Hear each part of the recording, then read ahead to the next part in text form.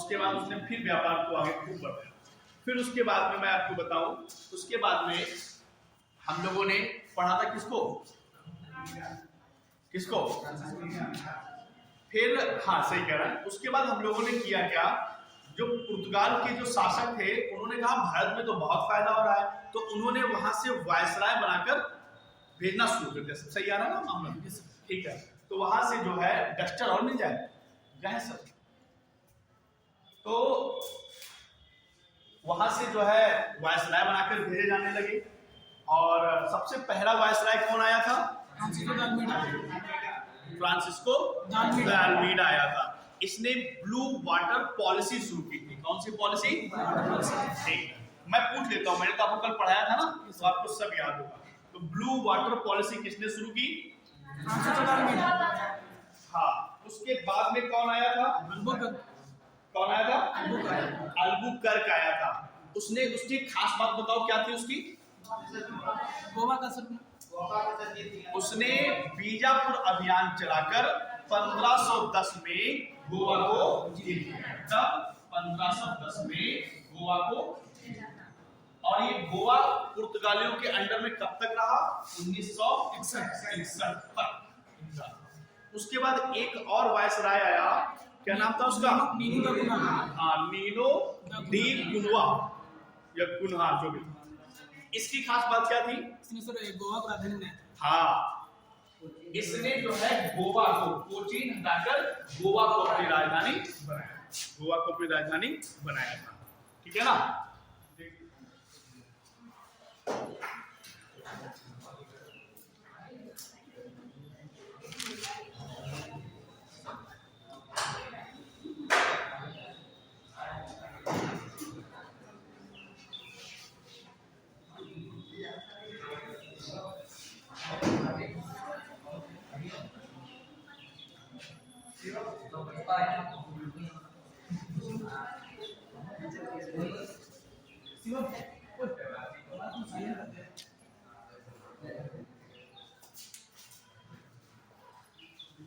फिर उसके बाद में हम लोगों ने पढ़ा कि जो डच यात्री आए थे, डच यात्री जब आए तो उनमें प्रमुख कौन व्यक्ति था, बताओ, आउटमैन।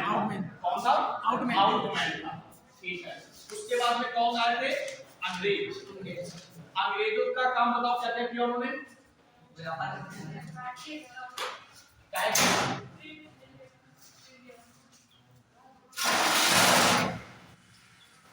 उन्होंने अपनी ईस्ट इंडिया कंपनी की स्थापना की, और उन्होंने पहली फैक्ट्री कहाँ लगाई थी, सूरत में लगाई थी, बिल्कुल सही है। अच्छा, कल हम लोग अंग्रेज पढ़ रहे थे, और उसके बाद में हम लोग, ठीक है, अब हम लोग पढ़ेंगे फ्रांसीसियों के बारे में। किसके बारे में, फ्रांसीसियों के बारे में पढ़ेंगे। जो बचा है मैं पार्ट को खत्म कर दे रहा हूं, ठीक है।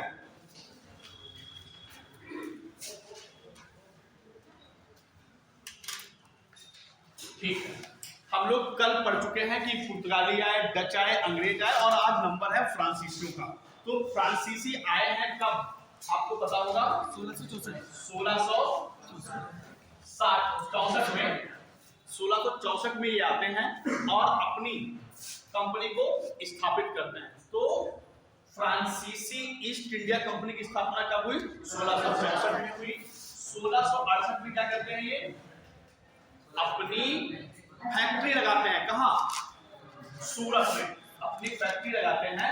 देखो एक बात सुनो, अभी लिखना नहीं, ये आप देख लो, समझ लो, मैं लिखवा दूंगा 2 मिनट में, सब आप कर देंगे, क्योंकि ये चीजें पहले दिमाग में बैठ जाएंगी तो बहुत अच्छी बात है ना। तो पहले आप बोर्ड पे देखिए, हाँ सर, थैंक यू। तो इन्होंने सूरत में अपनी फैक्ट्री लगाई, 1668 में सूरत में फैक्ट्री लगाई। फिर क्या होता है, इन्होंने एक फैक्ट्री सूरत में लगाई, पहली फैक्ट्री थी ये, और दूसरी फैक्ट्री 1669 में मसूलीपट्टनम में लगाई थी। कहां लगाई थी, मसूलीपट्टनम। तो पेपर में पूछा गया है कई बार सीडीएस वगैरह में कि फ्रांसीसियों ने अपनी दूसरी फैक्ट्री कहां लगाई थी, मसूलीपट्टनम में। मसूलीपट्टनम कहां है, आंध्र प्रदेश, एपी लिखे, ठीक है ना।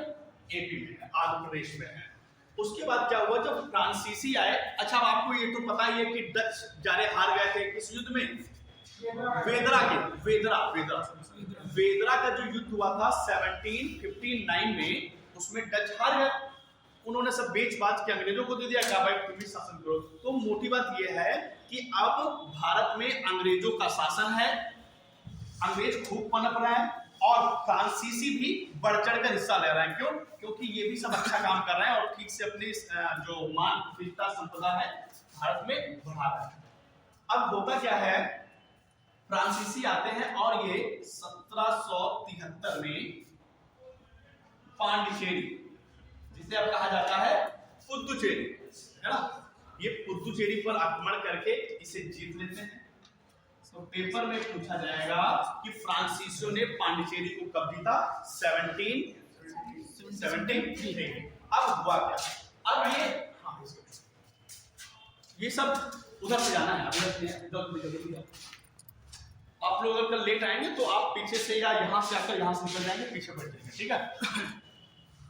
और अगर आप लेट आएंगे तो आपको पूछने की जरूरत नहीं, आके चुपचाप बैठ जाइए, बार बार पूछेंगे नहीं, आ जाओ, मैं आ जाओ नहीं कहता हूँ, ठीक है ना। आप कल से अपना आके चुपचाप बैठ जाएंगे, डिस्टर्बेंस होता है क्लास में, टाइम से रहिए, ठीक है। पांडिचेरी 1773 में इन्होंने जीत लिया। अब क्या हुआ, जब पांडिचेरी को जीत लिया, उधर अंग्रेज, अब आपको पता है कि अंग्रेज भी आ गए थे, तो इन दोनों के बीच में तनातनी होने लगी। अब अंग्रेज भाई वो भी बढ़ रहे थे, ये भी बढ़ रहे थे, तो इनके खिलाफ, किसके खिलाफ, अंग्रेज और साथ में फ्रांसीसी।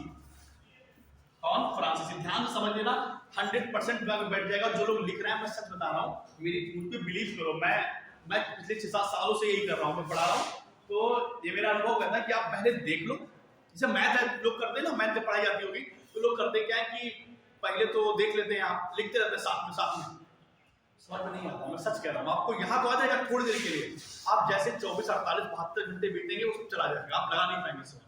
अगर ये चीज कॉन्सेप्ट दिमाग में बैठ गया, लिखवा तो मैं दूंगा, इस बात समझ लो, मैं कुछ भी रफ नहीं करूंगा जब तक मैं आपको लिखवा नहीं दूंगा, ठीक है ना। सारे नोट्स बनवाऊंगा, सारी चीजें समझाऊंगा। जब कोई फिल्म डिस्प्ले चलती है ना, तो चीजें ज्यादा समझ में आती है, तो पहले इसको आप समझ लो, बार बार इसको देखो, चिंतन गहन करो, मनन करो, है ना, ये भी याद हो जाएगा, मैं लिखवा दूंगा। कोई भी सब्जेक्ट आप पढ़िए, तो जब पढ़ाया जाए तब बोर्ड पर ध्यान जरूर दीजिए। ये सबसे अच्छी, मतलब स्टूडेंट के लिए बहुत खास बात है, जो स्टूडेंट इससे मतलब उसको समझ नहीं पाता, उसको लगता है कि नहीं यार मैं नोट कर लेता हूँ, अच्छी बात है, ऐसा कुछ नहीं, मैं सब बता रहा हूँ। आप पढ़ाया जा रहा तो आप इधर कंसंट्रेट, ठीक है ना। अब अंग्रेज और फ्रांसीसी के बीच में विरोध होने लगा आपस में, और तनाव बढ़ गया। तनाव बढ़ने के बाद संघर्ष शुरू हुआ। क्या शुरू होता है? संघर्ष शुरू हो जाता है। तो अंग्रेज और फ्रांसीसियों के बीच में युद्ध होता है, और उस युद्ध को कहा जाता है कर्नाटक का। ये बहुत इंपॉर्टेंट है, 50 बार क्वेश्चन पूछे गए हैं। अब समझो, तो पेपर में आएगा, कर्नाटक के युद्ध में है 3, 1, 2 और 3। तो अब पूछा जाए कर्नाटक का युद्ध किनके बीच में हुआ, तो आप कहेंगे अंग्रेज और फ्रांसीसी से। अब ध्यान से देखो, कर्नाटक का प्रथम युद्ध, कर्नाटक का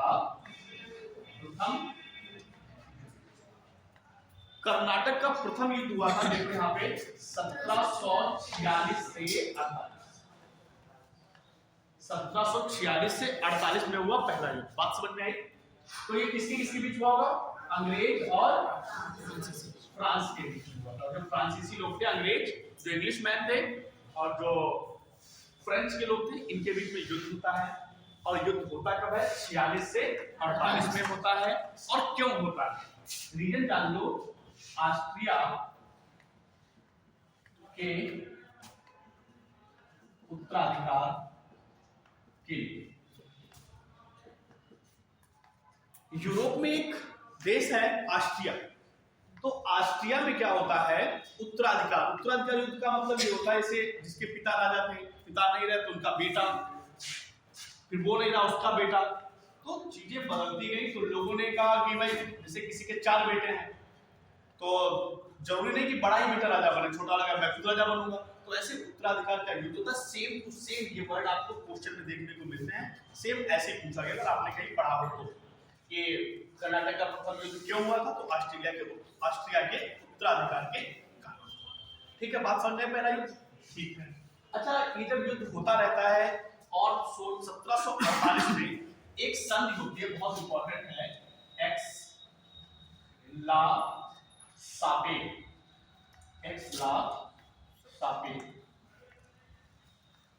ये संधि है। जैसे नहीं अभी आप देख रहे हैं यूक्रेन और रशिया के बीच में 1 साल से ज्यादा होने जा रहा है, युद्ध होता जा रहा है, कहां बंद है? ऐसे 50 साल 10 साल युद्ध हुआ करते थे, है ना? तो ऐसे जैसे आप कभी-कभी आप लोगों के मन में आता हो कि यार ये इतना लंबा युद्ध कैसे करते हैं, 2 साल 3 साल, ऐसे होता है। जैसे रसिया और यूक्रेन के बीच में युद्ध हो रहा है, इधर से तो फिर आपस में थोड़ा समझौता होता है इंग्लिश और फ्रांस के बीच में, और एक्स ला सापेल की संधि होती है 1748 में। तो जो ये ईयर होगा यहीं पे पूछा जाए एक्स ला सापेल की संधि कब हुई, तो एक्स ला सापेल की संधि कब हुई थी? 1748 में। किनके बीच हुई थी?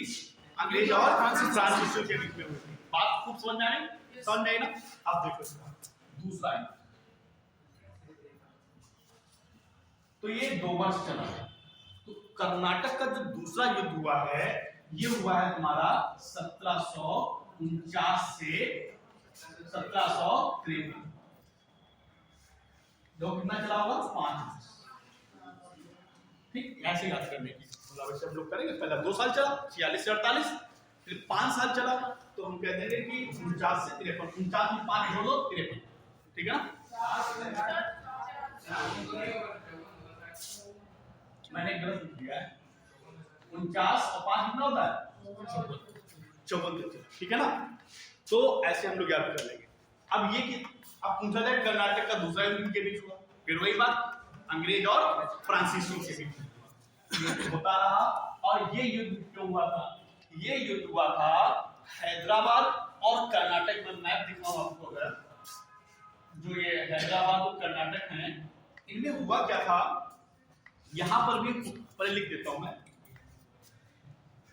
हैदराबाद और कर्नाटक में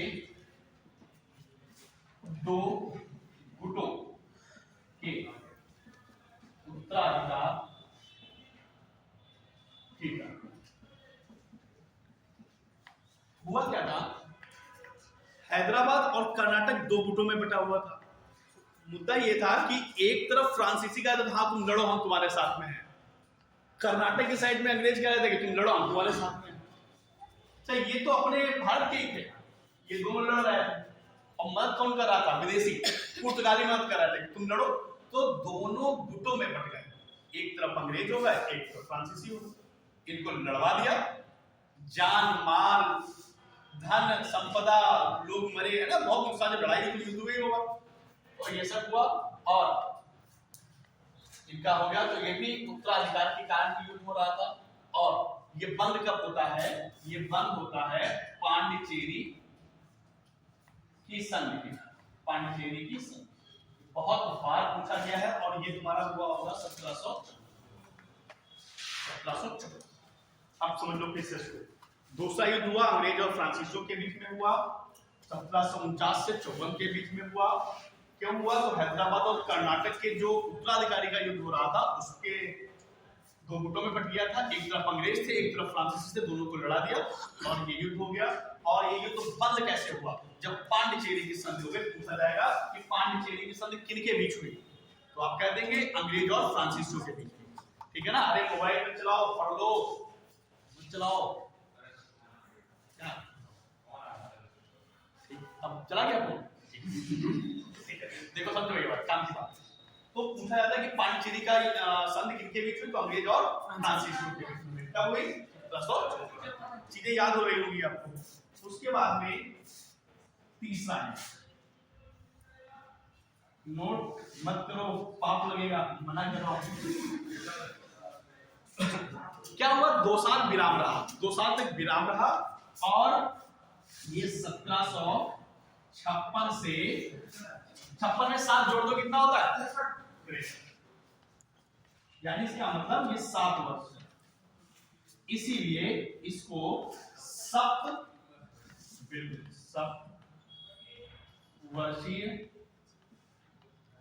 सप्तवर्षीय युद्ध कहा गया। 1756 से लेकर 1763 के बीच में चला और ये भी चलता रहा।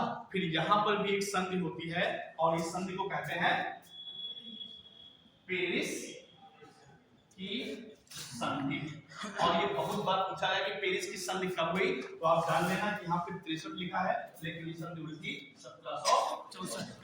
ये इंपॉर्टेंट बात है 1764। तो फिर से एक बार बता दूं कि पेरिस की संधि कब हुई 1764। सप्तवर्षीय युद्ध कब हुआ। अब ऐसे पूछता है क्वेश्चन कि सप्तवर्षीय युद्ध कब हुआ 56 से। तो ये बात पता है कि ये भी कर्नाटक जो अंग्रेज और फ्रांसीसियों के बीच में हुआ, ये उसी का ही तो भाग था। ये हो गया कब हुआ, तो ये 3 कर्नाटक के युद्ध हुए। इसकी एक ट्रिक बनती है, ए या एक्स कह दो, एक्स पापे, एक्स पापे। एक्स पापे क्या है, ये पहली संधि हो गई, पहली युद्ध की एक्स लासापेल की संधि। दूसरी पा है लिखिए मैंने, पा मतलब पांडिचेरी, और पे हो गया आपका पेरिस। ठीक है, एक्स पापे, एक्स पापे। अगर नहीं याद रहता है, आई होप मुझे लग रहा है कि आपको ये समझ में आया। ठीक है ना, तो एक बार फिर से आखिरी बता देता हूं इसको। कर्नाटक के 3 युद्ध हुए, अंग्रेज और फ्रांसीसियों के बीच में हुए। पहला युद्ध हुआ 1746 से 48 के बीच में, 2 साल चला और ऑस्ट्रिया के उत्तराधिकार के लिए हुए, बात नहीं करूं। और एक्स लासापेल की संधि के दौरान बंद हुआ। फिर दूसरा युद्ध हुआ 49 से 54 के बीच में, हैदराबाद और कर्नाटक के 2 गुटों के बीच में जो उत्तराधिकार का युद्ध हुआ उसके लिए हुआ। और पांडिचेरी संधि युद्ध 1754 में बंद हो गया। जब उसके बाद में तीसरा 56 से 63 तक युद्ध हुआ, इसे सप्तवर्षीय युद्ध कहा गया। और इसमें पेरिस की संधि से बंद हो गया और 1764 में पेरिस की संधि हो गई। 2 मिनट में नोट करो, आगे ले चलता हूं।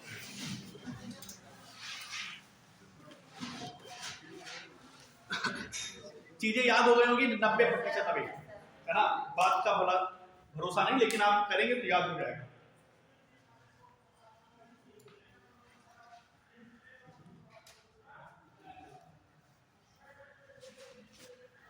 और समथिंग स्पेशल लेके आया हूं आपके लिए, बस धैर्य बनाए रखो, फिर पढ़ाता हूं मैं। सर ये जो पेरिस की संधि हुई थी सर, इसका सबसे बड़ा महत्वपूर्ण कारण क्या था?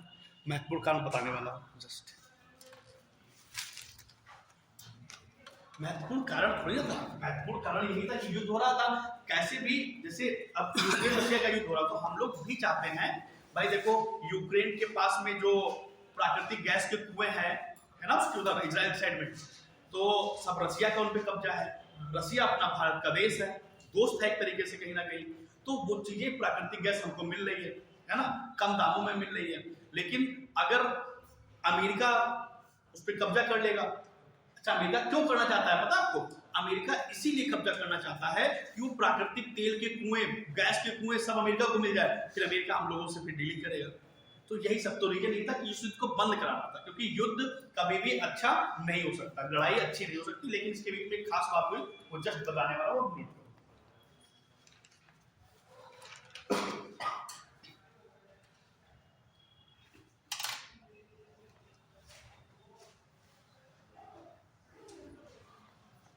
ये सारे जो भी बोर्ड पे लिखे सारे इंपॉर्टेंट प्रश्न है।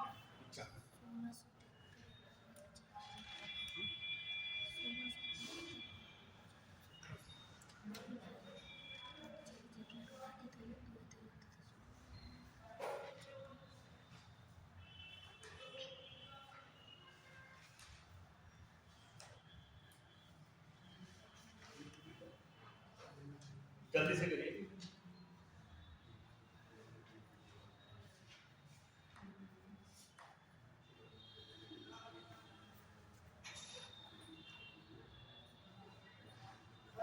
हाँ जी, अभी बता रहा हूँ, वही बताने जा रहा हूँ।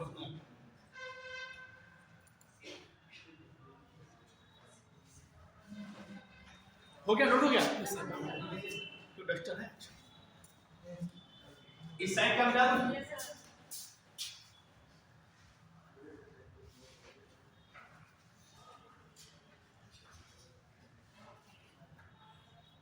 मिटाओ।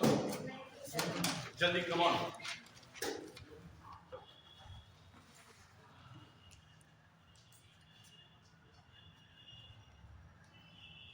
कल वाली चीजें भी पूछूंगा मैं लास्ट में, याद करके आए ना?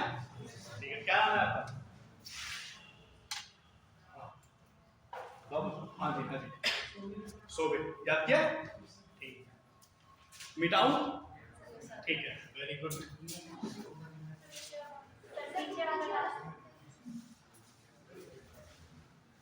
एक्चुअली यार बहुत सारी चीजें लेकर आया हूं, तो मैं सोच रहा हूँ कि ये हो जाए अच्छे। डालूं? सर मिटा दूँ? आप लोग सोच रहे पहले लिखने नहीं देते, आप लोड नहीं करने देते हैं? हो गया? ये भी नहीं मिटाऊंगा। इसमें हुआ क्या था खास? देखो खास, जल्दी से बैठ जाओ। जब ये पेरिस की संधि हुई तो एक युद्ध होता है 1760 में। युद्ध हो रहा था, एक युद्ध हो जाता है, खतरनाक युद्ध होता है, उसका नाम होता है वांडीवास का। अब पूछेगा कि वांडीवास का युद्ध किनके बीच हुआ? फिर वही बात, अंग्रेज और फ्रांसीसियों के बीच। इसके बीच में अंग्रेज और फ्रांसीसियों के बीच में हुई। कब हुआ ये युद्ध? 1760 में हुआ। कौन जीता? अंग्रेज। हारा कौन? फ्रांसीसी। और ये वांडीवास के युद्ध से ही फ्रांसीसियों का पतन हो गया। फ्रांसीसी, एक्चुअली ये युद्ध हो ही रहा था, अंग्रेज हर प्रकार से भारी पड़ रहे थे, फ्रांसीसियों का पतन हो गया। कब हो गया? वांडीवास के युद्ध से। वांडीवास के युद्ध से फ्रांसीसियों का पतन हो गया और ये भागने लगे। जब कमजोर पड़े, कुछ बचा ही नहीं। एक तो ये युद्ध खा गया, 3 युद्ध हुए जो, और फिर उसके बाद में वांडीवास का युद्ध। तो ये वांडीवास का युद्ध बहुत बार पूछा गया कि कब हुआ? तो 1760 में हुआ। किनके बीच हुआ? अंग्रेज और फ्रांसीसियों के बीच में हुआ। कौन जीता? अंग्रेज जीते। फ्रांसीसियों का पतन हो गया। हाँ बता, वही बता रहे, इंतजार। देखो ये भी देख लो, ऐसा था कि अभी मैंने कहा अंग्रेज और फ्रांसीसी, तो एक तरफ अंग्रेज थे और एक तरफ फ्रांसीसी थे।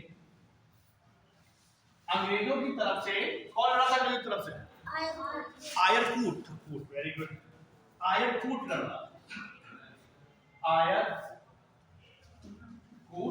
और इनकी तरफ से काउंटी दलाली। क्या नाम था उसका? काउंट दलाली। काउंट लाली, ठीक है। तो अंग्रेजों की तरफ से आयरकूट लड़ रहा था और फ्रांसीसियों की तरफ से काउंट लाली लड़ रहा था। काउंट लाली हारता है और फ्रांसीसियों का पतन यही बात, ठीक है। तो ये बात भी जल्दी से नोट करो। अब हम आपको आगे, अरे पूरी टीम होगी, युद्ध था यार। नहीं वो तो युद्ध था, जैसे एक वो क्या सिंधिया ये सब इनके साथ होता था ना। सिंधिया यहाँ नहीं होते हैं, सिंधिया वहां होते हैं जब वो रानी लक्ष्मीबाई वाला जब धोखा वोखा होता है वगैरह। हाँ यहाँ भी रहे होंगे। ऐसा होता है कि ये चीजें बहुत डीप में नहीं पढ़ानी चाहिए। एससी है आपका, एमडीएस, सीडीएस, तो वहां जाना भी नहीं है हम लोग को। तो बस ऐसा होता है कि अंग्रेजों की तरफ से यही पूछे भी गए, आपने देखा होगा, पढ़ाओ कि अंग्रेजों की तरफ से कौन लीडरशिप कर रहा था? तो आयरकूट था। फ्रांसीसियों की तरफ से काउंट लाली था। बस यही होता है, इतना ही आता है, ठीक है ना। जो भी काम की चीजें मैं सब करा दूंगा आपको। ये सब हो गया, ठीक है। अब ये हो जाता है। अच्छा एक हमने वो लिखवा दिया आपको, बेदरा का युद्ध लिखा था, सही बता दिया। कब हुआ बेदरा का युद्ध? 1759 में। कौन जीता था उसमें? अंग्रेज जीता। क्या हुआ भाई? पढ़ लो, क्या है लास्ट में, बिल्कुल लास्ट में पढ़ लो यार, है? अब आए हो यहाँ तो कुछ तो अच्छे काम करो, ठीक है। अब हम आपको ले चलते हैं आगे।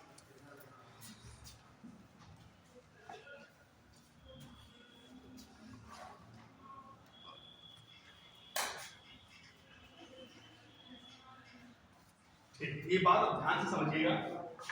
खास बात ये है कि आपको मैंने कल बात बताई थी कि 1717 में फरखुरशियर जो मुगल शासक था, उसने निमंत्रण दिया था अंग्रेजों को कि आप आइए और व्यापार कीजिए। उसने क्या शर्त रखी थी कि आप मुझे 3000 रुपए वार्षिक कर दीजिए और आप मुक्त रूप से व्यापार कीजिए। ये बात कल पढ़ाई थी ना, जो लोग कराए थे सुन लो कि 1717 के समय मुगल शासक था फरखुर सियर, देखना गलत हो गया, फरखुर सियर मुगल शासक था। इसने आमंत्रण दिया कि भाई अंग्रेज लोग आओ और हमारे यहाँ शासन करो आके, तो और आप मुझे 300 रुपए मात्र दे दो, 3000 रुपए वार्षिक कर दे देना टैक्स, बाकी तो अपना व्यापार करो। अच्छा, जब ये हुआ, इधर क्या हुआ था, जो हमारा बंगाल क्षेत्र, ये जो यहाँ जो ये बंगाल का क्षेत्र था, बंगाल का, तो पहले बंगाल क्या था, यहाँ पर बिहार था, उड़ीसा था और बंगाल था, और यहीं पे ये पहले बांग्लादेश भी हुआ करता था। क्या हुआ करता था? बांग्लादेश का पार्ट। तो जब फरखुर सियर था मुगल शासक, तो चीजें धीरे धीरे, क्योंकि ये उत्तर मुगल काल था, यहाँ पर मुगल काल कमजोर हो चुका था। जो फरखुर सियर है, रंगीला है, बहादुर शाह जफर है, अकबरदुद्दीन है, ये सब कमजोर शासक माने गए, ठीक है ना, इसीलिए इसको उत्तर मुगल काल कहा जाता है। तो क्या था कि पहले दिल्ली से ये मुगल लोग बंगाल पर कब्जा किए हुए थे, तो पूरा शासन प्रशासन मुगल लोग चलाया करते थे। लेकिन जब धीरे धीरे जब शासकीय कमजोर हो गए, तो वहां वो अपने आप में उभरने लगे। तो इस तरीके से बंगाल अपने आप में उभर रहा था, शक्तियां बढ़ रही थी, और बंगाल का सूबेदार इस समय, बंगाल का जो सूबेदार था, सूबेदार को गवर्नर भी कहते हैं, ठीक है ना, सूबेदार, गवर्नर। तो 1717 में बंगाल का सूबेदार तुम्हारा था कौन? कौन? मुर्शीद कुली खान। Very good, Murshid Quli Khan. ये राइटिंग समझ में आ रही ना? ठीक। मुर्शीद कुली खान गवर्नर था, या मैं कह दूं वहां का सूबेदार था। अच्छा, इसे फरखुर सियर ने ही नियुक्त किया था। तो ये भी पूछा जाता है कि किस मुगल शासक ने अंतिम सूबेदार को नियुक्त किया, तो अंतिम सूबेदार की जब बात होगी तब हम मुर्शीद कुली खान को ही कहेंगे। और ये बंगाल का गवर्नर था 1717 से लेकर 1727 तक ये था। फिर उसके बाद में मैं आपको बताऊं, बहुत इंपॉर्टेंट नहीं लेकिन मैं बता दे रहा हूं आपको, इसके बाद में सुजाउद्दीन हुए हैं आपके, फिर एक सरफराज हुआ है। कौन हुआ है? सरफराज। ये लिखना नहीं, वैसे बता रहा हूं, एक सरफराज हुआ है जो सूबेदार बना। अच्छा, सरफराज की हत्या कर देता है, उसका नाम होता है अली वर्दी खान। ये इंपॉर्टेंट काम का आदमी है, अली वर्दी खान, 1740, है ना। अब ये सरफराज होता है, सूबेदार होता है, लेकिन अली वर्दी खान इसको मार देता है और खुद बंगाल का सूबेदार या गवर्नर। तो अब बंगाल का गवर्नर या सूबेदार कौन है? अली वर्दी खान। इसकी खास बात ये थी कि इसके बच्चे लड़के नहीं थे, 3 बेटियां। कितनी थी? 3 बेटियां। अच्छा, जब ये अली वर्दी खान कब से कब तक रहा? 1740 से लेकर 56 तक। सही है। तो जब इसकी बेटियां नहीं थी, तो अब ये मरेगा भी कभी ना कभी, तो इसको इस बात की चिंता थी कि अगला सूबेदार होगा कौन होगा। अब बेटियां नहीं थी, तो आपने अगर किताबें पढ़ी है तो उसमें शब्द यूज किया जाता है दौहित्र। जैसे जो आप अप लेवल की पढ़ेंगे तो वहां मिलेगा कि अली वर्दी खान का जो दौहित्र था वो बनता है अगला शासक। बिल्कुल, नाती। हाँ, नाती। मतलब इसकी 3 बेटियां थी, एक ढाका में ब्याही थी, एक पूर्णिया में, और एक पटना में ब्याही थी। तो जो पटना वाली बहन थी, उसका जो बेटा था, और इसका बेटा था कौन? बताओ कौन? सिराजुद्दौला। ये ना बहुत इतिहास में फेमस है ना, सिराजुद्दौला। तो इसका बेटा था सिराजुद्दौला। यहाँ भी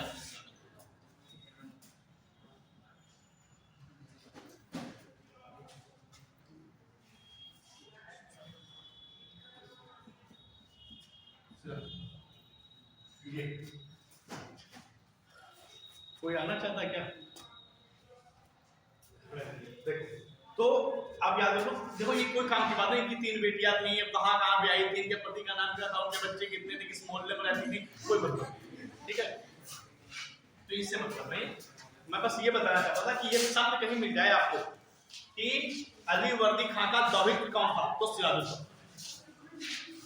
बिना बोले चुपचाप बैठ जाओ, क्लास में कोई डिस्टर्ब कर रही हो वो बात भी कर, बैठो चुपचाप, क्योंकि ये बच्चे जो शुरुआत से आए इनका नुकसान हो रहा है। जल्दी से बैठो।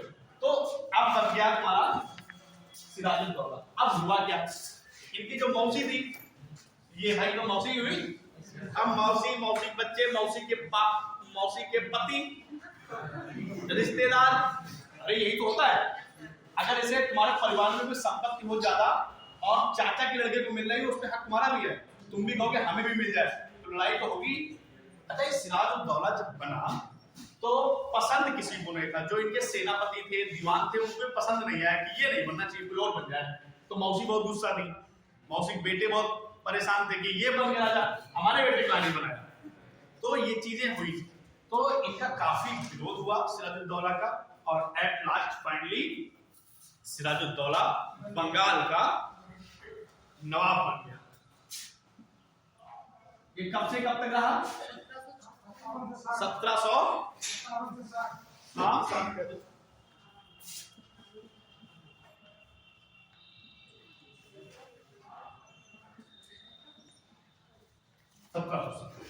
ठीक है, तो इसका विरोध हुआ, लेकिन फिर भी ये चलता रहा। अच्छा, ये एक ठीक ठाक आदमी था, ये अपना जो राज्य था, अपनी जो शक्ति थी उसको बढ़ाना चाहता था। और इसने किया क्या, इसने सबसे पहले तो यही किया, आपने फोर्ट का नाम सुना होगा, फोर्ट विलियम।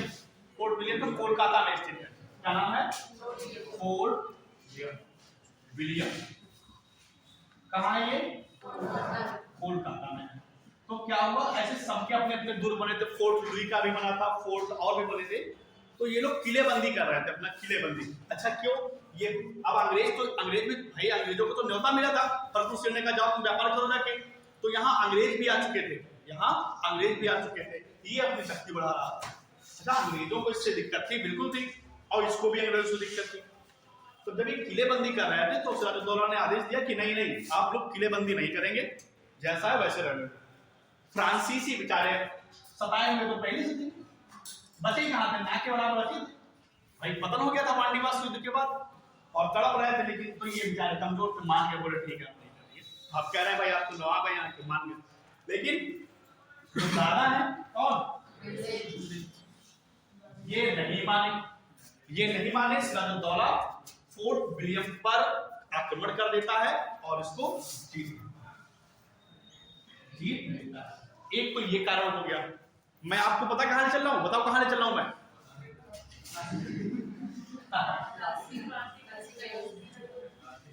अभी लड़ाई करवा दूंगा प्लासी की। तो फोर्ट विलियम कॉलेज जीत लेता है, समझना ध्यान से। फिर क्या होता है, अंग्रेज भाई परेशान हो जाते हैं कि अरे इसकी इतनी हिम्मत। दूसरी एक खास बात और है, एक घटना हुई थी सिराजुद्दौला के समय में, ब्लैक होल की, ये आपने पढ़ी होगी, ब्लैक होल की। इसी को कहते हैं काल कोठरी की घटना। कौन लोग हैं जो मान नहीं रहे? काल कोठरी की। अगर मैं आपसे पूछूं कि ब्लैक होल की घटना कब घटी थी, तब 20 जून। ये डेट बहुत काम की यार, 1756 वाली 20 जून याद रहे ना रहे, लेकिन कई बार क्या होता है जब अरेंजिंग में लगाना होता है तो फिलहाल एसएससी नहीं पूछता, ये आप आराम से एनडीए सीडीएस नहीं पूछता, आप 1756 याद रखो कि ब्लैक होल की घटना हुई थी। हुआ क्या था इसमें एक कमरा था जिसकी 18 लंबाई थी और 14 चौड़ाई थी। यहाँ उल्टा तो और बड़ा, ठीक है। तो 18 चौड़ाई, तो एक कमरा था, इसने अंग्रेजों को 146 अंग्रेजों को, कितने लोगों को? 146 लोगों को इस कमरे में बंद कर दिया। और जब 24 घंटे बाद देखा गया तो 123 बचे थे, 23 बचे थे और 123 ही ये मर गए। और ये बचे। और इन बचने वालों में एक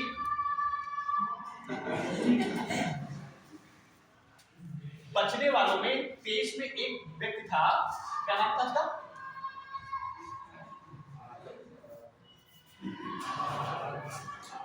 ये जो प्रकृति है बच्चा है, ये जिसे हम लोग यही पढ़ते हैं कि जैसे भाई हम लोग जो साइकोलॉजी पढ़ते हैं टीचिंग के अकॉर्डिंग, तो यही बताया जाता है कि जैसे आप लोग जिस एज में है या मैं जिस एज में हूँ या जिस एज में बच्चा है ये क्या क्या कर सकता है, ये हम सब लोगों को पता होता है। जैसे जो आपका पेपर जो सेट करते हैं ना, पेपर जो भी आता है, बड़े बड़े साइकोलॉजिस्ट, बहुत बड़े ऐसे ऐसे लोग साइकोलॉजिस्ट हैं, ऐसे चेहरा देख के बता दें कि भाई आप क्या हो, क्या करते हो, क्या नहीं, सब करते हो।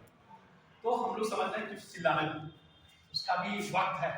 जैसे मैं इसलिए तुझे कह रहा हूँ यार, ये चीजें हमें पता है, मैं समझाऊंगा, बहुत सी आप लोगों को समझ में नहीं आएगी, लेकिन मैं सच कह रहा हूँ कि आप छोटी सी उम्र में नौकरी पालो और फिर देखना अपना जलवा।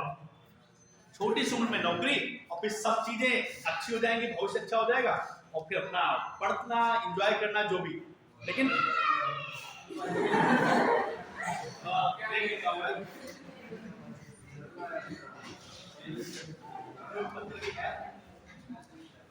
ये इसे कहते हैं अराजक तत्व। अच्छा चलो यहाँ कोई बात। तो जो 23 बचे थे, उन 23 में एक व्यक्ति था हॉल। इसने ये कहा कि सिराजुद्दौला के द्वारा ये जो घटना की गई है ये बहुत ही घृणित है और अतार्किक है, ऐसा उनको नहीं करना चाहिए था। तो इस बात को लेकर, अच्छा सिराजुद्दौला बेचारा पारिवारिक दर्द झेल रहा था। क्यों? पारिवारिक कलह, लोग चाहते नहीं थे, इसके खुद सेनापति नहीं चाहते थे, तो ये परेशान था। और अंग्रेज भी गुस्सा हो गया, अंग्रेज बहुत गुस्सा हो गए कि 123 लोगों की डेड बॉडी हो जाना, अंग्रेज किसी के मतलब समुदाय के लोग मर जाए तो थोड़ा समुदाय में रोष आएगा। अब गुस्सा हो गए और इन्होंने बात पहुंच गई मद्रास, और मद्रास में बैठे हैं रॉबर्ट क्लाइव। रॉबर्ट क्लाइव भेजता है अपनी सेना कहां? सिराजुद्दौला से लड़ने के लिए, और प्लासी नामक मैदान पर होता है इन दोनों के बीच भीषण युद्ध। जल्दी से नोट करो, फिर मैं युद्ध कराता हूं जल्दी। बाकी जिनका सुनो, जिनका हो गया है, मान लो अभी उतार लिया है, बहुत लोग हैं ऐसे, तो आप देख लो उसको, याद कर लो जल्दी से।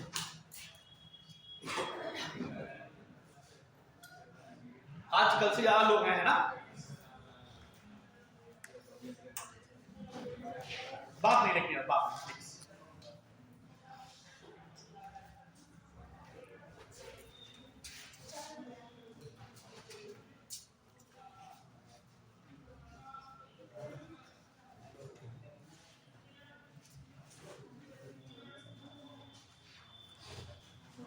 बात नहीं करिए।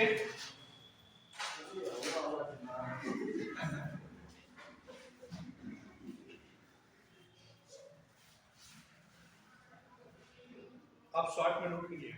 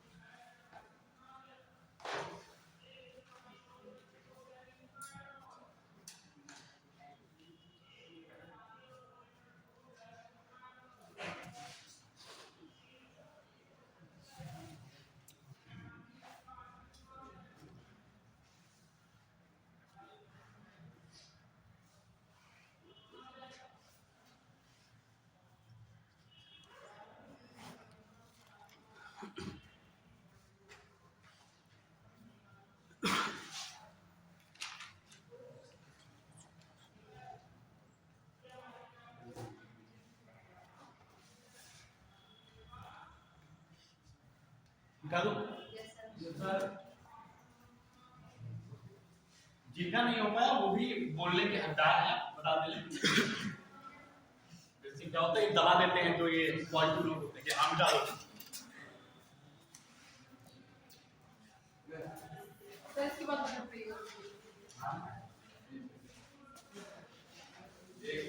अगर आप लोग चाहो तो थोड़ी लड़कियां, लेकिन आप लोग लड़कों की गलती नहीं है, आप लोग लास्ट में आते हैं इसीलिए पीछे। कल से जल्दी आओ और आगे बैठा जाओ। ठीक है, बैठा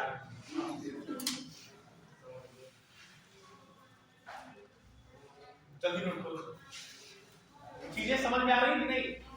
बोर तो नहीं हो रहा है?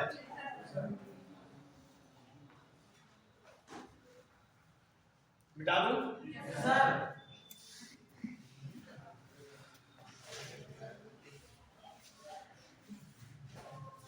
अच्छा, मैं अगर आपसे पूछूं कि प्लासी जो कहां पड़ता है? बंगाल में। अच्छा, प्लासी किस नदी के किनारे है? हाँ, वेरी गुड। किसने बताया? ठीक है, क्या नाम है? सोहित।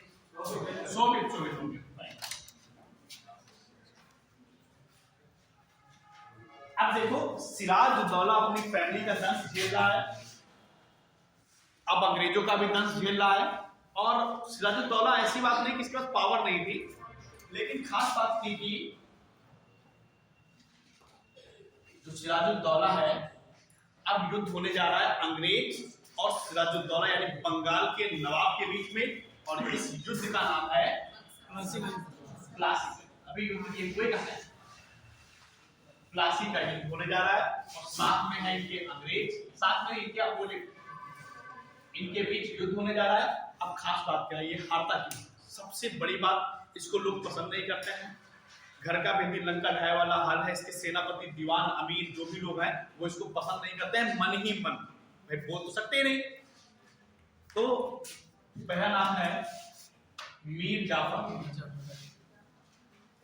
जो इसका प्रधान सेनापति है। फिर उसके बाद में राय दुर्लभ है, हालांकि इनकी नींद नहीं है, ये आदमी काम का, इसीलिए मैं बता रहा हूं, ये इनका दीवान है। इनकी एक मौसी है, उनका नाम है मौसी घसीटी बेगम। मौसी घसीट।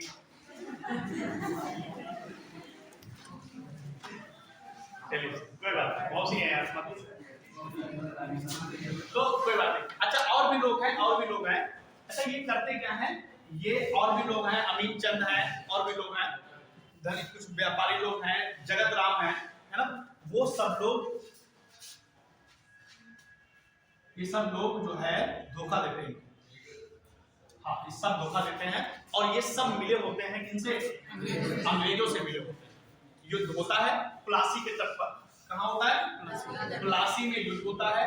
प्लासी है भागीरथी नदी पर, भागीरथी नदी पर है, और प्लासी का जगह पड़ती है बंगाल में। तो वहां ये युद्ध हो रहा है, और अंग्रेजों की तरफ कौन आ गया बता दो? रॉबर्ट क्लाइव आ गया है। रॉबर्ट क्लाइव, अब ध्यान से देखिएगा। अच्छा, ये सब तो पहले से मिले थे यार। तो क्या होता है कि अच्छा, ये सब कुछ थे, लेकिन कुछ लोग इनके बहुत खास भी थे, और उनके खास नाम इंपॉर्टेंट है नहीं, लेकिन मैं बता दे रहा हूं। एक मोहनलाल है, मोहनलाल के इनके सेनापति थे, जो सबसे आगे लड़ रहे थे, मोहन करके नाम है, और एक और है कोई। तो ये लोग इनके सपोर्ट में थे जब इनकी मृत्यु हो जाती है इन दोनों की। अच्छा, ये लोग तो पहले से ही मिले थे, तो ये सब कहते हैं कि तुम भाग जाओ, फिर छोड़ के भाग जाओ, तुम भी मार दिए जाओगे, मैं लड़ रहा हूं, तुम भाग जाओ। अच्छा, सिराजुद्दौला प्लासी से हटकर चला गया, बस यहीं पर उसकी हार हो जाती है। अंग्रेज बंगाल को जीत लेते हैं। एक्चुअली बंगाल, देखो, बंगाल, बिहार, उड़ीसा, बांग्लादेश बहुत बड़ा क्षेत्र था।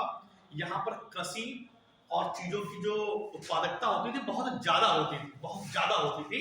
तो इसे हर कोई चाहता था। पहले मुगल चाहते थे कि जब जाए ना हमारे पक्ष में रहे, लेकिन जब मुगल कमजोर हो गए तो अंग्रेजों ने छीन लिया। नवाबों ने पाया, नवाब जब कमजोर हुए, अंग्रेजों ने इनको मार गिरा दिया, और वो भी सब कब्जे में कर लिया। क्योंकि यहाँ ये बिहार, बंगाल जो था, ये वाकई में बहुत बेहतरीन क्षेत्र था, जो उत्पादकता के मामले में यहाँ पर सबसे ज्यादा बिहार में चीजें होती थी। तो इसे हर कोई जीतना चाहता था। अब फिर उसके बाद में सिराजुद्दौला को मार दिया जाता है, और इस तरीके से प्लासी का युद्ध जीत जाता है। कौन? विजेता है हमारे अंग्रेज। अच्छा, अब गद्दारी किसी ने की है तो उसको कुछ मिलेगा भी तो, है ना? गद्दार आदमी जो है, अब अच्छा सोचो कोई बहुत खास हो, तुम्हारा बहुत खास हो, और फिर वही तुमको धोखा दे, जिस पर आप बहुत भरोसा करते हो, और वही जब धोखा देता है तो चीजें गलत करते, बहुत दुख होता है। ठीक है, तो ठीक है चलिए।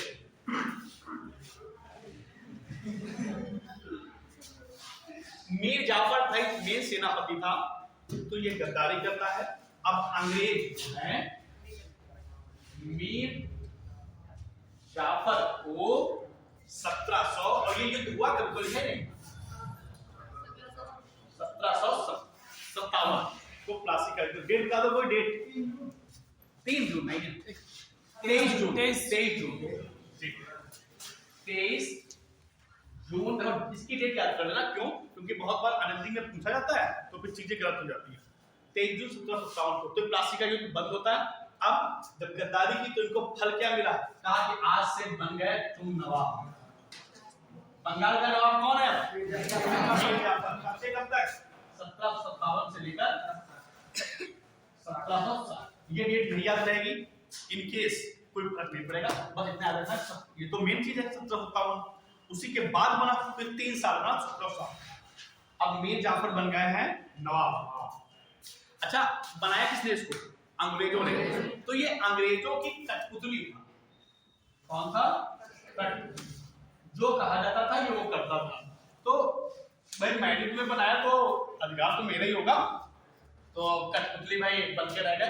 अच्छा, ये और भी लोग जानते थे कि ये बेकार है, ये काम सब औरंगजेब मतलब जो अंग्रेज है वही करते हैं, ये तो बस नाम मात्र के हैं।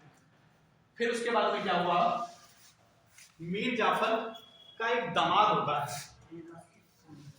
मीर कासिम। अच्छा, मीर कासिम आता है 1760 से। कासिम कहता है कि अंग्रेजों से मिलता है कि भाई देखो क्लाइव साहब ऐसा है, मैं ये बूढ़ा आदमी भी है, मैं यंग भी हूं, और मैं आपको और ज्यादा देसी रियासतें दे सकता हूं, आप मेरा सपोर्ट करिए, आप मुझे नवाब बना के देखिए एक बार, और मैं आपके लिए अच्छे अच्छे काम करूंगा, चीजें आपके हक में रहेंगी। तो अब मीर कासिम को बना दिया जाता है। मीर कासिम बनता है नवाब 1760 से लेकर 1763। 3 चीज का खेल है यहाँ पे। अब मीर कासिम हो गया। एक्चुअली मीर कासिम बहुत महत्वाकांक्षी था। महत्वाकांक्षी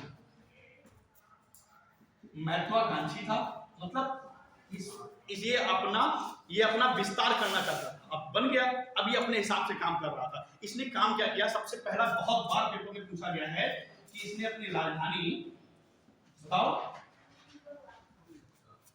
कहां से कहां? मुर्शिदाबाद से मुंगेर भेज दी थी। इसने सबसे बड़ा काम जो किया मुर्शिदाबाद से स्थानांतरित करके मुर्शिदाबाद से मुंगेर बना ली। अच्छा, अंग्रेजों को बहुत दिक्कत हुई, ये तुम क्या कर रहे हो, हमने तुम्हें बनाया और तुम फिर।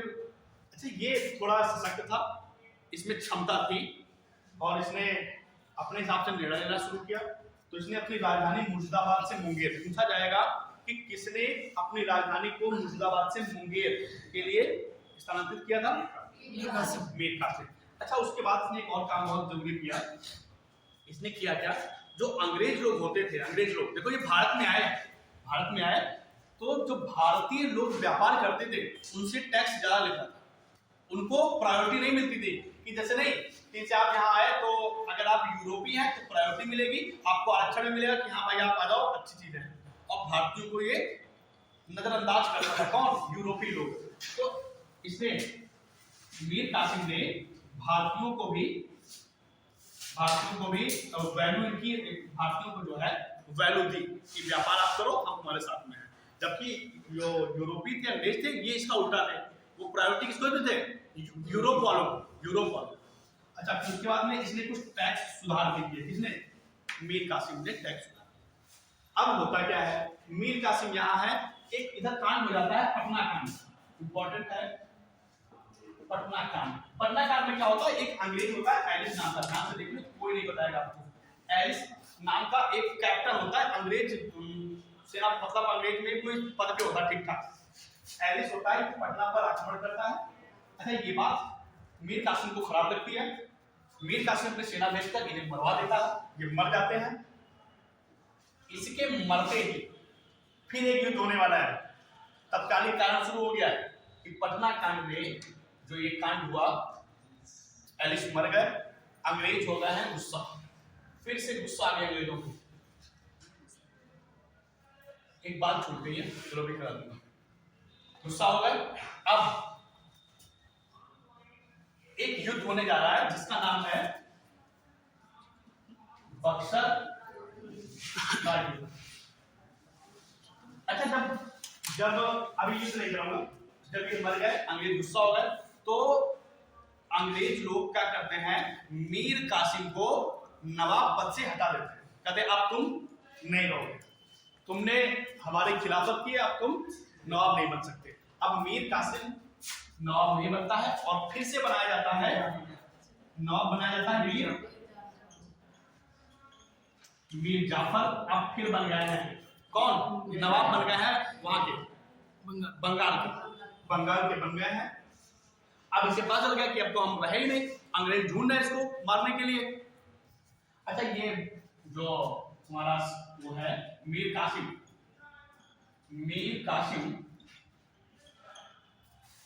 ये बंगाल से होते हुए ये पहुंच जाता है अवध के क्षेत्र। कहां पहुंच जाता है, अवध के क्षेत्र। और ये अवध में जाकर मिलता है काम के पास सालिम। मुगल शासक हैं कौन, सालम द्वितीय। वेरी गुड, शाह आलम द्वितीय। अवध के नवाब, अवध के नवाब कौन है, सुजाउद्दीन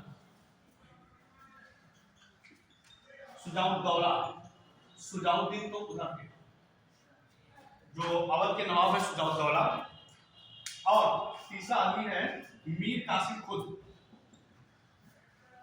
ये मिलने गया है इन लोगों से और तैयारी कर रहा है युद्ध की। तो ये कहता है कि भाई हमारी मदद करो, बंगाल जो है हमें चाहिए, हमारी मदद करिए। तो ये तीनों मिलकर एक त्रिगुट बनाते हैं। तो एक तरफ कौन कौन है, शाह आलम द्वितीय है, ये हिंदुस्तान का राजा है इस समय, दिल्ली के केंद्र में बैठा हुआ है, शाह आलम द्वितीय मुगल शासक है। दूसरा अवध के बारे में आप अच्छे से जानते हो। अवध का जो नवाब है, राजा है, क्या नाम है इसका, सुजाउद्दौला, नॉट सुजाउद्दीन, सुजाउद्दौला और मीर कासिम, ये तीनों मिलकर युद्ध की तैयारी करते हैं कि हम लोग साथ में लड़ेंगे। बोले ठीक है, मैं तुम्हारे साथ हूं, तुम युद्ध करो, हम तुम्हारे साथ। इधर कौन है साथ में, अंग्रेज। अच्छा, अंग्रेज अब आप देख रहे हो शुरुआत से, अंग्रेज भाई जब से आए हैं तब से आए थे 1600, तब से ये अपना प्रभुत्व बनाया है। प्रभावशाली व्यक्तित्व है लोगों का, इनकी पकड़ बहुत मजबूत है, कूटनीति, राजनीति, आर्थिक हर चीज में संपन्न है। तो एक तरफ अंग्रेज है, एक तरफ तीन है, और अंग्रेजों की तरफ से जो लड़ने वाले हैं इनका नाम है हेक्टर मुनरो। देखो मैंने दोनों सेनाएं खड़ी कर दी हैं। एक तरफ शाह आलम द्वितीय है, सुजाउद्दौला है, मीर कासिम है, और दूसरी तरफ सेना खड़ी हुई है अंग्रेजों की, जिसका नेतृत्व कर रहे हैं हेक्टर मुनरो कर रहे हैं। दोनों विरोधी तैयार है। बस मैं युद्ध जल्दी से नोट करो, अभी युद्ध कराता हूं, जल्दी से नोट। चीजें समझ में आ रही है ना।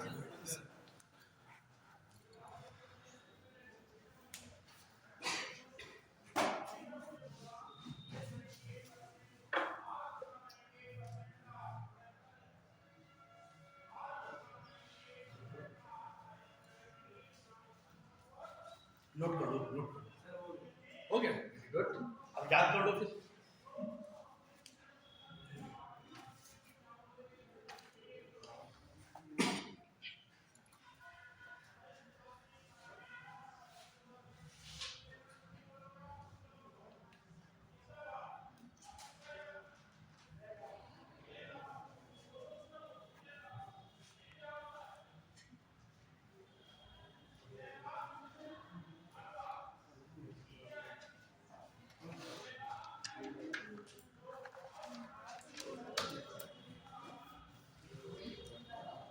जल्दी बात कर।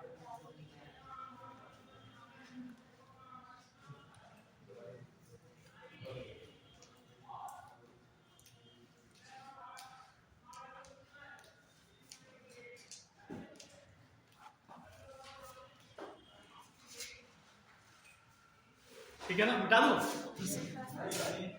इधर का, मिटा दो। हो गया सर।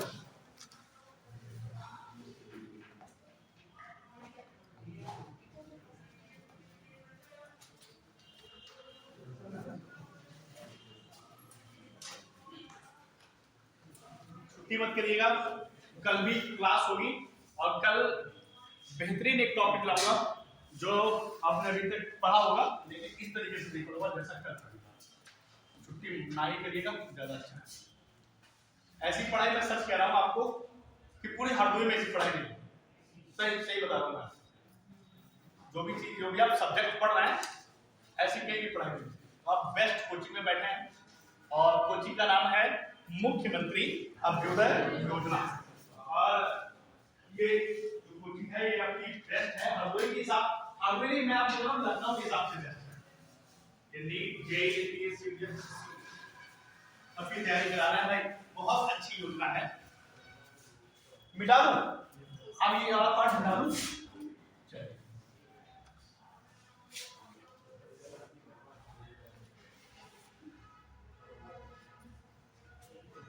यार अभी नहीं मेरे हाथ ये भी देखो, ये क्या होता है, इसे आप कर रहे हैं, लिख रहे हैं तो थोड़ा सा गले को रिलैक्स मिल जाता है। हम लोग जो है यही करते हैं तो गला लसाम को दिक्कत हो जाता है, बहुत कष्ट सहने पड़ते हैं। हम लोग आइसक्रीम नहीं खा पाते हैं, कोल्ड ड्रिंक नहीं पी सकते, क्या हुआ? हाँ, ये लोग क्या जाने, ये लोग तो हंसने जानते हैं। मिटा दो ये बात, सबका हो गया, नोट कर दो। सबका साथ सबका विकास।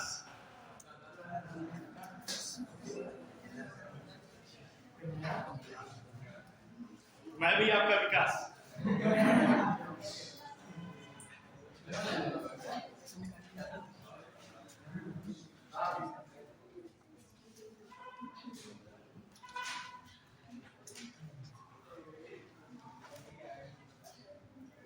बिलीव कीजिए मुझ पर, जो आप जो लिख रहे हैं इन सब का आप रिवीजन भी करते रहिए। और जो भी कोई किताब आपका अगर लूसेंट है, एनसीईआरटी की है, वर्ड वाल की है, कोई भी बुक्स है तो आप वहां से भी पढ़िए।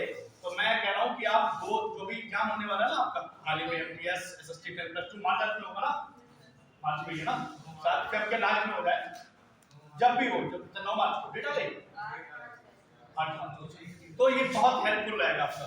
अब मिटा दूं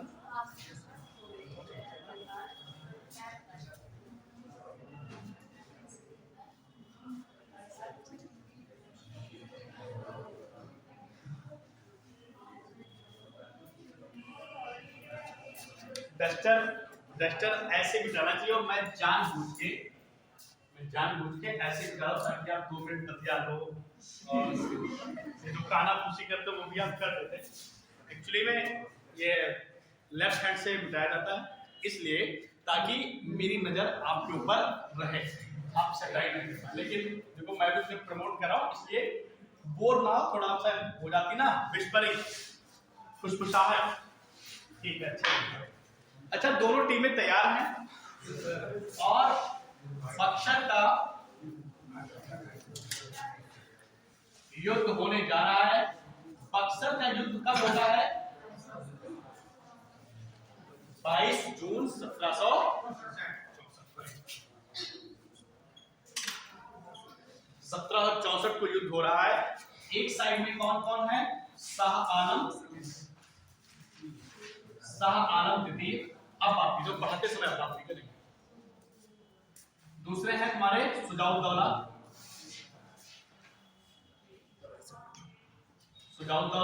और तीसरा है मीर कासिम। और दूसरी तरफ है तुम्हारे छक्कर। इनके बीच में भीषण युद्ध होता है। और बहुत खास बात है, अंग्रेजों की खास बात, 22 अक्टूबर है।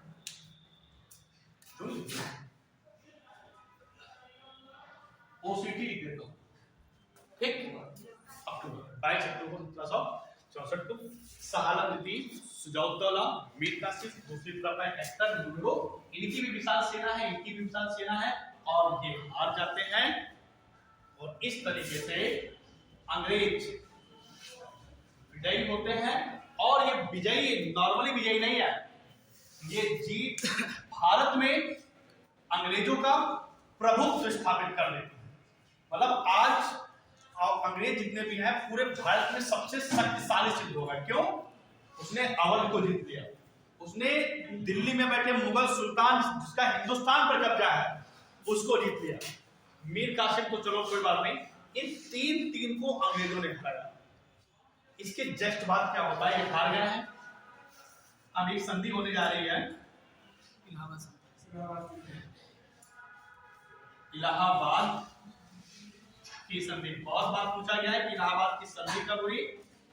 तो ये दो संधियां होती है, मैं आपको डिस्क्राइब कर दे रहा हूं। एक होती है 12 अगस्त 1765 1765 और ये संधि होती है अंग्रेजों के बीच और मुगल शासक के बीच। मुगल शासक कौन है? मुगलों के बीच, इनके बीच। तो पेपर में जब भी पूछा जाए कि इलाहाबाद की संधि कब हुई, 1765। इलाहाबाद की संधि 1765, ये हो गया। अंग्रेजों मुगलों के बीच में मारा नहीं जाता है कि मीर कासिम भले मार दिए गए, बाकी ये चलता रहता है। अब होता क्या है इसमें, जो बंगाल है, जो मुगल हैं, ये बंगाल, बिहार, उड़ीसा, ये सब देना पड़ जाता है किसको? अंग्रेज को। अंग्रेजों को देना पड़ता है ये, और इस संधि के बदले अंग्रेज इनको 26 लाख रुपए पेंशन के रूप में देते हैं। कहते हैं 26 लाख रुपया देंगे और आज से ये बंगाल, बिहार, उड़ीसा मेरा हुआ, अब हम देखें। तो ये इनके बीच में होता है। अभी सुजाउद्दौला दौला के देखना, फिर एक संधि और होती है 4 दिन बाद। कितने दिन बाद? 4 दिन बाद। 16 अगस्त 1765 को 16 अगस्त 1765 को अंग्रेजों और सुजाउद्दौला। सुजाउद्दौला कौन है? अवध का नाम कब लोग बोलते हैं। सुजाउद्दौला कौन है? अवध के नवाब साहब है। नवाब साहब कहते साहब मेरा कोई दोस्त नहीं। अब सुजाउद्दौला को तो इन्हें एक्चुअली छोड़ इसलिए दिया जाता है कि तुम्हारा कोई दोस्त है नहीं, मीर कासिम गया और तुमने लड़ाई की, तो चलो कोई बात नहीं, तुमको 50 लाख दे दो। तो इनको जुर्माना देना पड़ता है 50 लाख रुपए। ये सब पूछा नहीं जाएगा 50 लाख का और 70 लाख ना, 50 लाख का जुर्माना देते हैं। और खास बात क्या होती है, जो इनके अंडर में थे, इलाहाबाद साइड में, इलाहाबाद में कड़ा है, इलाहाबाद, कड़ा जैसे जो स्थान है ये देने पड़ते हैं किसको? ये देने पड़ते हैं मुगलों को। भाई इनका बंगाल, बिहार, उड़ीसा मुगलों ले लिया, अब उनके पास कुछ बचा ही नहीं। कहा कि तुम ये इलाहाबाद कड़ा तुमको दो, मुगलों को, और 50 लाख का जुर्माना तुम दो। तो छोड़ दे रहा है क्योंकि तुम केवल आए थे, तुमने साथ दिया, इस बात की तुम्हारी सजा है, और अगली बार कूदना नहीं। अंग्रेजों ने समझा दिया होगा, जैसे भी समझाया हो। तो जब भी संधि उठ जाए, ये डेट जो है इंपॉर्टेंट नहीं है, 16 वाली, 12 अगस्त वाली। तो इलाहाबाद की संधि कब हुई? 1765 को हुई। और ये बात भी आपको खूब अच्छे से समझ में, कोई डाउट है? जल्दी से रोक। और फिर एक नया सेशन शुरू करने वाला तुरंत आज ही, अभी जल्दी से, जो ये छूट गई वो मैं करा दे रहा हूं।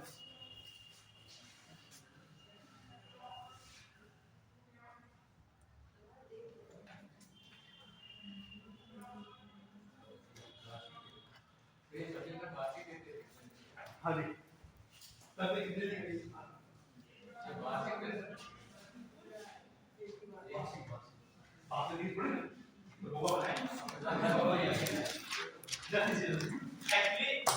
भाई 26 लाख। लेकिन यार एक और बात समझो कि 26 लाख एक हिंदुस्तान के राजा के लिए बड़ी बात नहीं थी।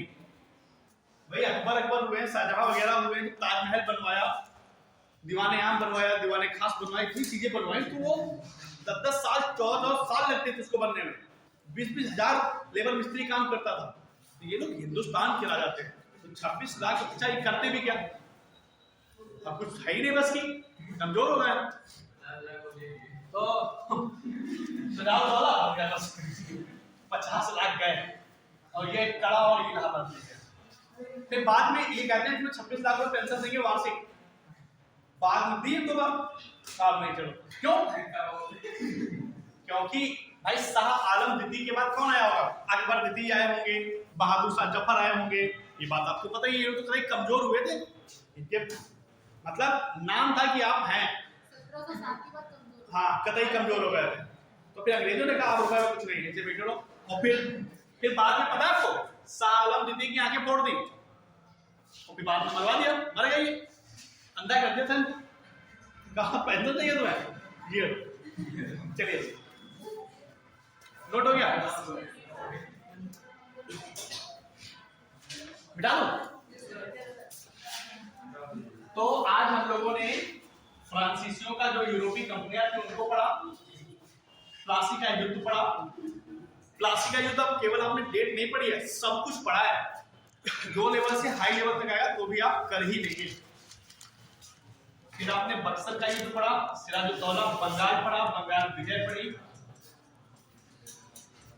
आपने मुर्शिद अली कुली खां को पढ़ा, फिर आपने सरफराज को पढ़ा, फिर आपने फिदाउद्दीन को पढ़ा, फिर आपने कौन थे वो, अलीवर्दी खां को पढ़ा, फिर मीर जाफर को पढ़ा, फिर मीर कासिम को पढ़ा, फिर उसके बाद में इलाहाबाद के हमने सभी करा दिया है।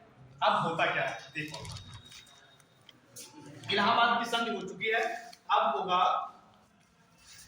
अब जब ये बक्सर का युद्ध हो गया, समझ लो कि जब प्लासी का युद्ध होता है, प्लासी का, तब अंग्रेज आ गए थे भारत में, मतलब इनका भी ठीक ठाक हो गया मामला, अभी इतने सख्त नहीं थे, लेकिन जब बक्सर का युद्ध जीत लिया, उन्होंने हिंदुस्तान के राजा को हरा दिया, लखनऊ के अवध, जो अवध के नवाब थे उनको हरा दिया, तो इससे ये सिद्ध होता है कि अंग्रेजों ने पूरी तरीके से हिंदुस्तान पर कब्जा कर लिया, अब उनको हराने वाला कोई भी नहीं, सर्वे सर्वा अगर कोई है तो वो है। उसके बाद जैसे बक्सर का युद्ध होता है, तुरंत रॉबर्ट क्लाइव को फिर से बंगाल का गवर्नर बना दिया, ठीक है। अब होता क्या है, ये रॉबर्ट क्लाइव जो होता है, रॉबर्ट क्लाइव ये लगा देता है एक द्वैध शासन, द्वैध शासन प्रणाली 1700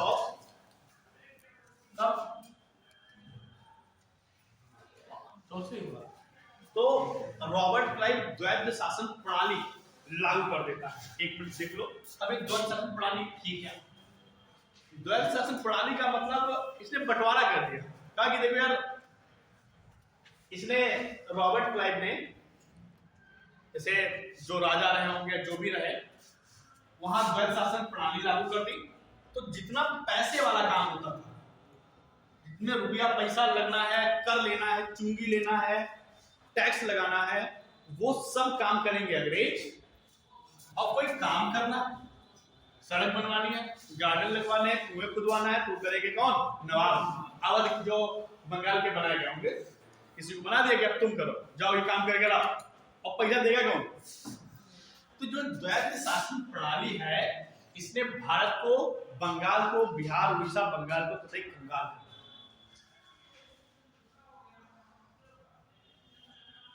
तो ये द्वैध शासन प्रणाली बहुत सही रही। और फिर 1772 में वारन हेस्टिंग्स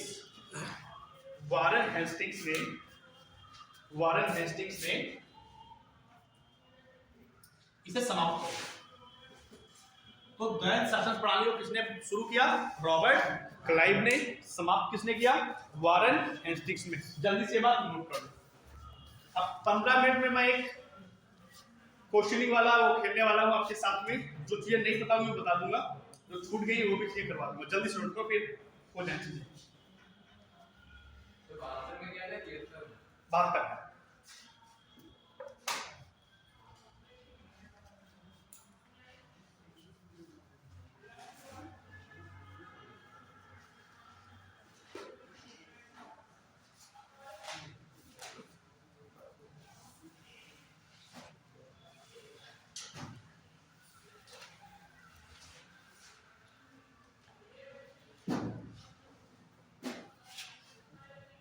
ठीक है। हो गया ये। एक बात छूट रही है अभी, आप जब चलो खत्म नहीं करते तो ये सब चैप्टर होता है फिनिश। कल एक नया चैप्टर शुरू होगा, तो उसे क्लास में छुट्टी मत करिएगा। आज हालांकि कल से ज्यादा लोग आएंगे और मुझे उम्मीद है कि आपको सेशन समझ में आ रहा होगा। कल और भी लोग होंगे, तो कल एक बेहतरीन टॉपिक शुरू होने वाला है, वो कल सरप्राइज रहेगा। अब जल्दी से डालो प्रश्नोत्तर, जल्दी से। जो भी आपने पढ़ा है, जो पता होगा वो छोड़ देंगे, जो नहीं पता होगा वो लिख लेंगे। सारे क्वेश्चन जो आए हुए हैं। क्या चीज क्या चीज जो है शासन प्रणाली। अच्छा, बक्सर 64 लिखा है। ये हुआ था बक्सर का युद्ध। बक्सर का युद्ध हो गया। जब बक्सर का युद्ध हो गया, फिर अगले साल से, है ना, अगले साल से द्वैध शासन प्रणाली शुरू हो गई। 1765 से समाप्त हुई 1772। ये बात भी नोट कर लीजिए। सर सुराजी का टाइम टेबल गलत लिखा है। टाइम टेबल में सुराजी का लिखा था आपने 1757 से 1760। उसमें क्या लिखा है सर? उसमें मतलब 1757 में उसकी मृत्यु हुई थी 60 प्लासी युद्ध में। प्लासी के युद्ध में? नहीं, तुरंत नहीं मरता है। सब मरते तुरंत से भाग रहा था, तो उसके मीर कासिम के पुत्र ने मारा था उसे, निजाम ने। तो उसका टाइम पीरियड क्या लिखा है मैंने? उससे टाइम टेबल गलत है। 1757 से 1760। आपने जो सिराजुद्दौला का टाइम पीरियड लिखा है 1757 से 60।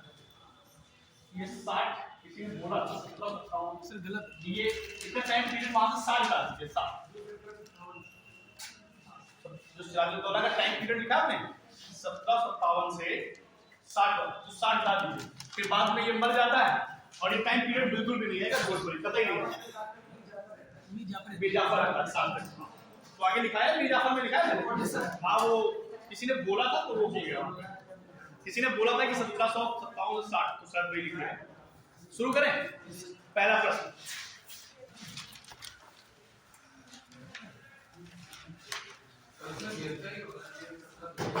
अरे नहीं मान, लेकिन आप कह रहे हैं तो मैं देख लूंगा।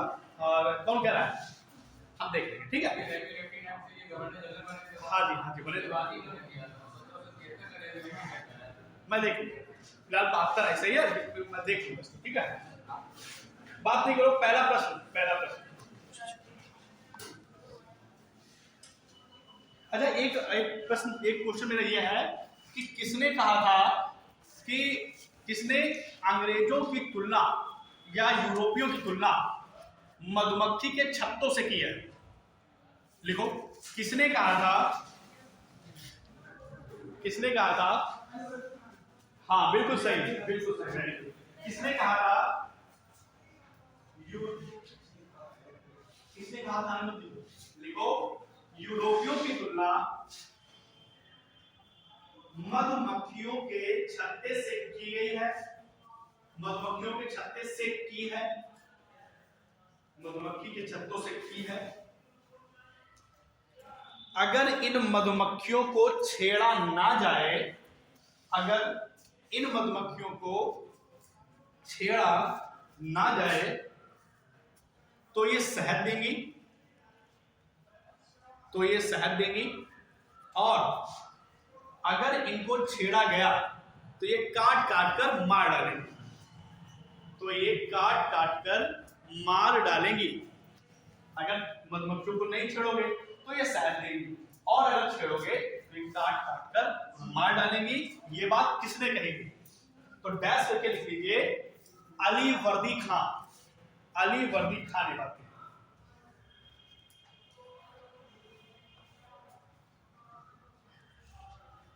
अगला, अब पॉइंट में लिखिए, पहला पॉइंट लिखिए, बंगाल का प्रथम गवर्नर जनरल, बंगाल का प्रथम गवर्नर जनरल वारन हेस्टिंग्स को बनाया गया। स्पीड में लिखेंगे, बंगाल का प्रथम गवर्नर जनरल वारन हेस्टिंग्स को बनाया गया। भारत का प्रथम गवर्नर जनरल, ये बंगाल का है ना, ये बहुत कंफ्यूज किया है। भारत का प्रथम गवर्नर जनरल, बंगाल का मतलब वारन हेस्टिंग्स, वारन हेस्टिंग्स हो गया ना। और भारत में गवर्नर जनरल विलियम बेंटिंग को बनाया गया, विलियम बेंटिंग को बनाया गया।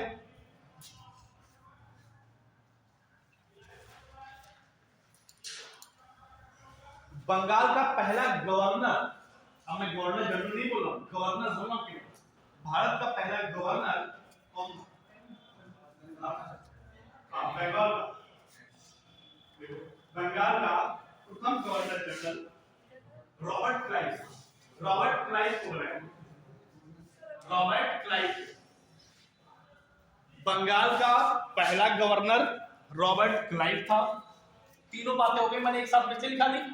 यहां से कंफ्यूजन बहुत होता है पेपर में, पता होती है कि चीजें गलत हो जाती है। अगला प्रश्न देखिए,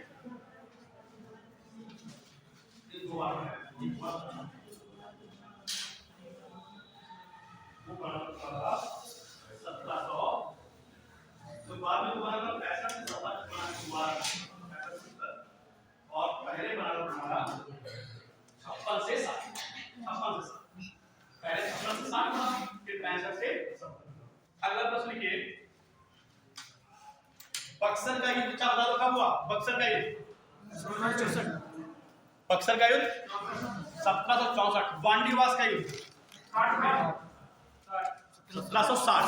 वेदरा का युद्ध 1759। प्लासी का युद्ध 1757, इलाहाबाद की संधि कब हुई? देखो कुछ लोगों को याद नहीं है, जिनको याद नहीं समझ लो आप पढ़ नहीं रहे मन से। इलाहाबाद की संधि 1700।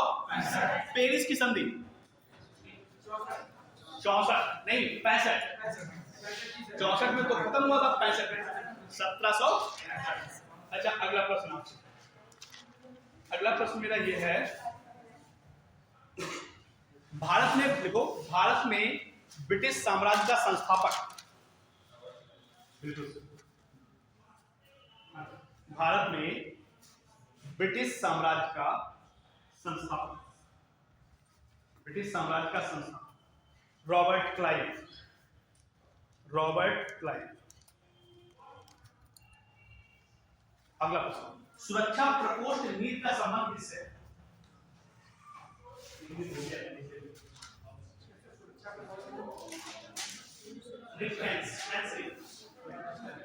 सुरक्षा प्रकोष्ठ नीति का संबंध किससे है? सुरक्षा प्रकोष्ठ नीति का संबंध वारन हेस्टिंग्स, वारन हेस्टिंग्स का संबंध वारन हेस्टिंग्स से है। इस सुरक्षा प्रकोष्ठ का मतलब है घेरे की नीति, मतलब अपना बीच में साम्राज्य बनाना, चारों तरफ से छोटे छोटे शहर बता देना, और ताकि कोई भी युद्ध हो तो हम हमारी उससे रक्षा होती रहे। तो ये था वारन हेस्टिंग्स। अगला प्रश्न, इसी को बदल के पूछा गया है, रिंग फेंस की नीति किसने अपनाई? फेंस मतलब दीवार, ये वही क्वेश्चन है। रिंग फेंस, रिंग फेंस नीति, और सुरक्षा प्रकोष्ठ वारन हेस्टिंग्स संबंधित, वारन हेस्टिंग्स से जो आपने सुरक्षा प्रकोष्ठ नीति लिखी है, इसको इंग्लिश में बोलते हैं रिंग फेंस। अगला, किस गवर्नर जनरल पर महाभियोग चलाया गया? किस गवर्नर जनरल पर महाभियोग चलाया गया?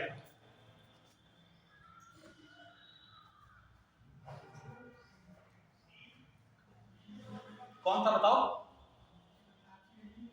ऑप्शन ए है, देखो वारेन हेस्टिंग्स। वारेन हेस्टिंग्स बाद में एक्चुअली इन पर लगाया गया महाभियोग और बाद में सही साबित हो गया था, तो ये गलत है, लेकिन महाभियोग लगाया गया था वारेन हेस्टिंग्स पर लगाया गया था।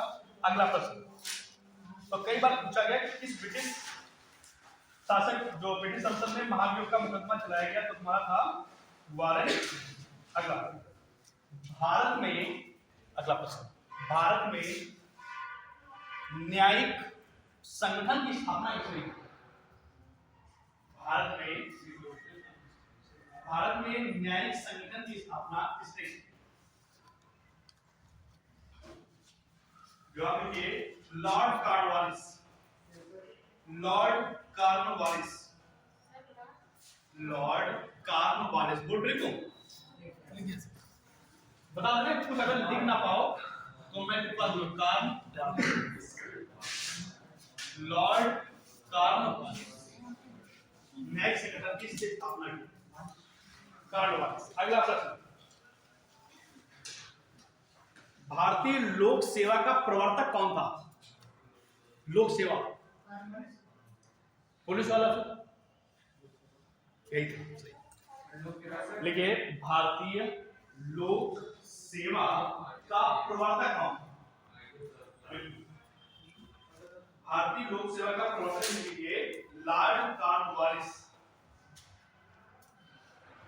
इसी के समय में किया गया तो उसी ने करवाया था इसका, लॉर्ड कॉर्नवालिस। अगला प्रश्न, लॉर्ड कॉर्नवालिस की कब्र कहाँ है? देखो, लॉर्ड कॉर्नवालिस की कब्र कहाँ है बताओ? यूपी में है। लॉर्ड कॉर्नवालिस की कब्र है यूपी में, तो है। ये पूछा गया है कि किस गवर्नर जनरल की कब्र यूपी में है, बहुत बार पूछा गया है। यूपी में है गाजीपुर में, लिखो गाजीपुर, गाजीपुर, लॉर्ड कॉर्नवालिस। अगला प्रश्न,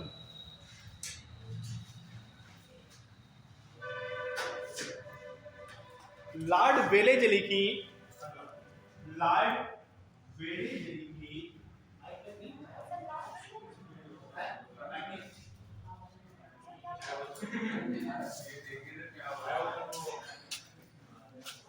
पूरा बोर्ड आता है, शुरू हो गई। हाँ जी, लॉर्ड वेलेजले की सहायक संघ स्वीकार करने वाला, सहायक संघ स्वीकार करने वाला पहला मराठा सरदार कौन? पहला मराठा सरदार कौन? लॉर्ड वेलेजले की सहायक संघ स्वीकार करने वाला पहला मराठा सरदार कौन? जवाब दीजिए, पेशवा बाजीराव द्वितीय। पेशवा बाजीराव द्वितीय, पेशवा बाजीराव द्वितीय। अगला आखिरी प्रश्न आज का, पेशवा बाजीराव सेकंड, द्वितीय हिंदी में, इंग्लिश में सेकंड। आगे प्रश्न, 1802 में 1802 जीरो को नॉट बोलते हैं, पता ही बात, ठीक है। 1802 में भसीन की संधि पर किसके हस्ताक्षर हुए थे या किनके बीच हुआ था? किनके बीच हस्ताक्षर हुए थे यानी संधि हुई थी?